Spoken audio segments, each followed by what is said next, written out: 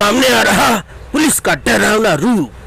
चौकी में पीड़ित को बुलाकर नंगा करके पीटा और पीड़ित ने मुख्यमंत्री से मांगी मदद। वरिष्ठ संवाददाता एलन सिंह की रिपोर्ट।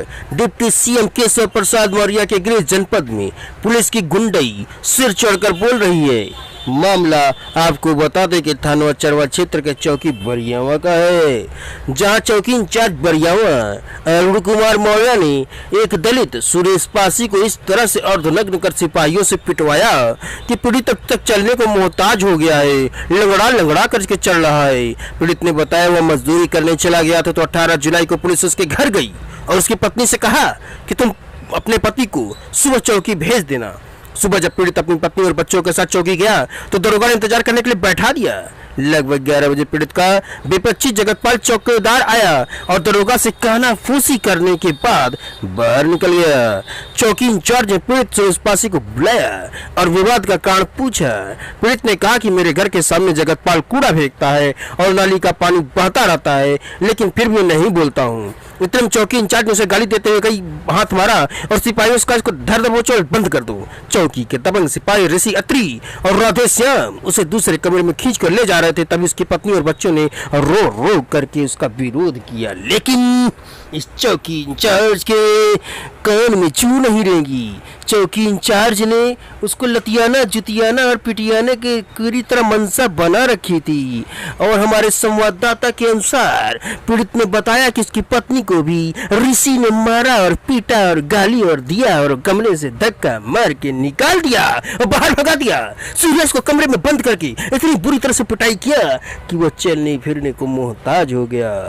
दरोगा ने चौकीदार को छोड़ दिया और पीड़ित को शाम को थाने ले गया। थाने में भी रात को सिपाही ऋषि से 2 बियर का पैसा लेकर छोड़ दिया।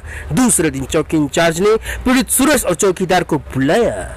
सिपाही राधे श्याम और ऋषि ने बाइक पर बैठा कर उसको थाने ले गए और वहां पर फिर से सूरज की पिटाई की। धैक पिटाई ले पिटाई, धै पिटाई ले पिटाई करने के बाद दोनों पार्टी को सिपाहियों ने बाइक में बैठाकर पीएससी चाल ले गए और वहां डॉक्टरी कराई और धारा 151 में चालान कर दिया।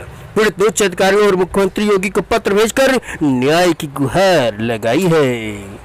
ये बताइए आपके साथ क्या घटना घटी है? मेरे साथ मैंने काम पर गया सर और बेपच्ची मेरे बगल में है, वो मेरे सामने घूर फेंक रहे थे। मेरा लड़का ने छांटा शीशा के पेड़ अपने सामने डाल लिया। उसके बाद वो एप्लीकेशन गया छोड़ने, विपक्षी ने हमारे खिलाफ एप्लीकेशन छोड़ा। तब हमने जब शाम के आया तो बताएं घर वाले की पुलिस आई थी, सुबह आपको बुलाए। सुबह हम 3 जन गए, वाइफ हमारा लड़का गए। तो फिर पुलिस ने हमको पूछे किस लिए आए, तो हम कहा नींद आना से आए। और बताएं कि ऐसा नींद आना से आए हो तो बैठ जाओ। बैठ गए। फिर उसके बाद विपक्षी आए तो उनको जो है बतियाने, चौकी इंचार्ज और चौकीदार बतियाने के बाद हमको बुलाए। बुलाने के बाद कहा क्या मामला है, तो हम बताएं कि मामला है हमारे सामने घूर फेंक रहे हैं इसलिए एप्लीकेशन दिए। तो चौकी इंचार्ज ने 4 छापा मार के हमका पुलिस वाले को कहीं कि ले जाए, पासी लड़ासी के बहुत नेतागिरी दिखा रहा, ले जाए इसको मारो। तो ले गए 2 पुलिस ऋषि और राधे हमको ले गए अंदर। तो हमारे वाइफ हमारा लड़का नहीं गया, तो हमारे वाइफ को ढकेला बाहर करने का नहीं छोड़ रही थी हाथ, तो 2 झापा मार के बाहर किए। हमारे लड़का का वाइफ का बाहर करके हमको अंदर किए। जीन्स उतरवाए कि हमको 2 आदमी पकड़े हाथ और राधे और ऋषि ने हमको पैंट उतरवा के हमको मारे थे और डंडा से मारे, हमारे चूतर और जान लाल ही। उसके बाद जो है मारे के बाद तब वापस किए, अंदर किए। तो चौकीदार का उनके भौजाई का भेज दिए। हमको कहा रुको, तुम पैसा नहीं दे रहे थे, 5000 मांगे थे, तुमको संध्या तक रखूंगा, उसके बाद चालान करूंगा। फिर चालान करने के लिए संध्या तक बैठा। उसके बाद थाने ले गए, थाने छोड़ दिए। ध्यान में फिर हमको बुलवाने के बाद विपक्षी को बुलाए, फिर ले गए थाने के बाद विपक्षी का कुछ नहीं मारा, हमको फिर भी मारे। 151 में चालान करके ले गए, हमको डॉक्टरी कराए। डॉक्टरी कराने पर कहें कि ऐसा कुछ डॉक्टर से बताना नहीं, फिर थाने ले चल के मैं तुमको फिर मारूंगा। तो इसलिए हमने कुछ नहीं बताया, अपने मन से डॉक्टरी कराया। कहा कुछ नहीं बताना, नहीं मैं फिर खिलाफ तुमको फंसा कर कोई धारा लगा के तुमको मैंने फिर फांस दूंगा।